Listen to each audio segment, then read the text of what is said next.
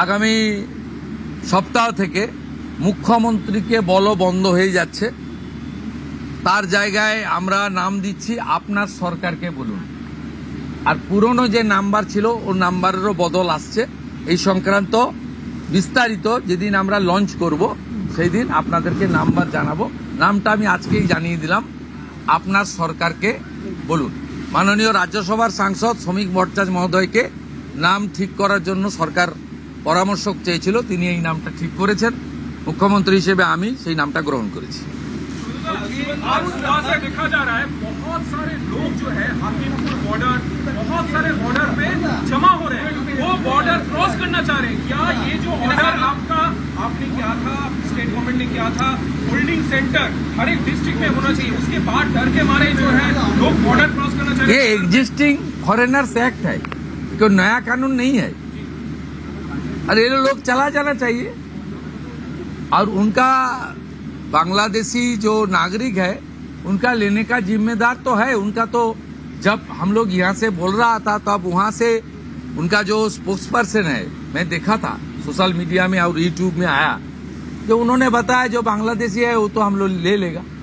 तो ये सब बांग्लादेशी है, उसको ले लेना चाहिए। लेकिन ये लोग को, पुलिस को हम लोग बता दिया जेल में भेजने का जरूरत नहीं है। देश के रुपया में खाना खाएगा, कपड़ा देगा, मेडिसिन देगा। एक दामाद है ये लोग। जल्दी जल्दी भागो, जल्दी जल्दी भागो, नहीं तो जो करना है सरकार करेगा।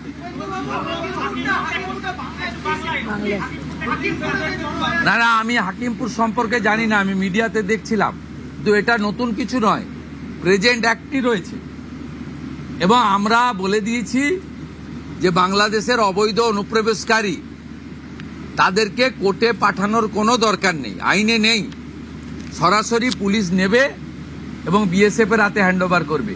বিএসএফ এর যা ভারত সরকার বাংলাদেশ সরকারের সঙ্গে আছে এগ্রিমেন্ট, তাতে বাংলাদেশি প্রুফ করে হ্যান্ডওভার করে দেবে।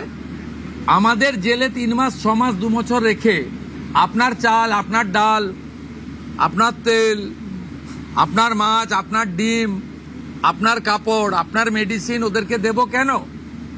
এটা তো ভারতীয়দেরই ক্ষতি হচ্ছে, আমাদের রাজ্যেরই ক্ষতি হচ্ছে। সেই জন্য আইনটা এতদিন ছিল ভোট ব্যাংকের স্বার্থে কেউ বা কারা ব্যবহার করেনি। আমরা ভোট ব্যাংকের বাইরে গিয়ে দেশের স্বার্থে, রাজ্যের স্বার্থে এই আইন কার্যকর করছি। যারা এতদিন অভিযুক্ত রয়েছেন তাদেরকে গ্রেফতার করার জন্য এসপির কাছে পুনরায় কি তদন্ত শুরু করবেন? আমি আবেদন পাই, এসপির কাছে উনি আবেদন করেছেন। এসপি নিশ্চয়ই ডিজিকে পাঠাবেন, ডিজি আমার সঙ্গে পরামর্শ করবেন। আমি হোম মিনিস্টার হিসেবে নিশ্চয়ই, আমার তো আইনের শাসন প্রতিষ্ঠা করার জন্যই আমাকে আপনারা মুখ্যমন্ত্রী করেছেন। তা আইনের শাসনে তামান্নাও আইনের শাসন পাবেন। আমরা তো বলেছি শাসকের আইন চলবে না, আইনের শাসন চলবে। আমরা তো বলেছি স্কুল, কলেজ, মন্দিরের 1 কিলোমিটারের মধ্যে মদের দোকান লাইসেন্স দেওয়া যাবে না। এ সরকার অন্যভাবে চলবে, চিন্তার কোনো কারণ নেই।